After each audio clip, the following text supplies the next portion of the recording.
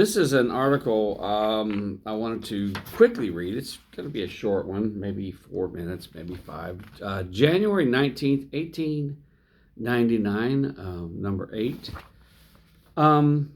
It's on page 4. They started putting page numbers, so I thought you would want to know that. It's called False Doctrine, and it looks like it's by E. Byrum. In 1 Timothy 4:1, now we read, Now the Spirit speaketh expressly, that in the latter times some shall depart from the faith, giving heed to seducing spirits and doctrines of devils, speaking lies and hypocrisy, having their conscience seared with a hot iron. And Peter says, But there were false prophets also among the people, even as there shall be false teachers among you, who privately shall bring in damnable heresies, even denying the Lord that bought them, and bring upon themselves swift destruction, and many shall follow their pernicious ways, by reason of whom the way of truth shall be evil spoken of.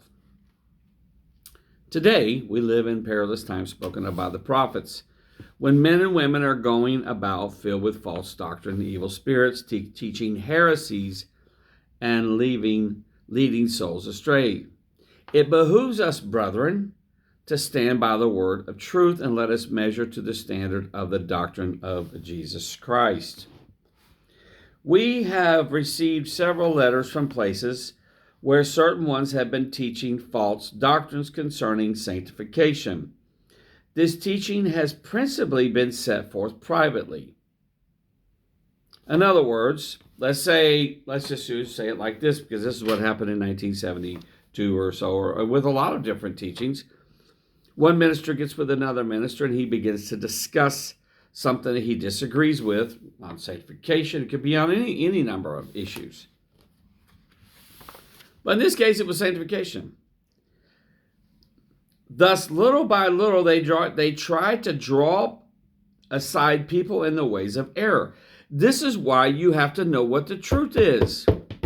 If you haven't studied, and you don't have a foundation, or you're leaning upon some other man without you knowing the truth, the Bible says the blind lead the blind, they both fall in the ditch. So let's say it's a good brother that you're leaning on, you're trusting, but he hasn't studied either, or he was never taught the depth of sanctification of an inbred sin, and you're trusting him, brother, you better get it for yourself.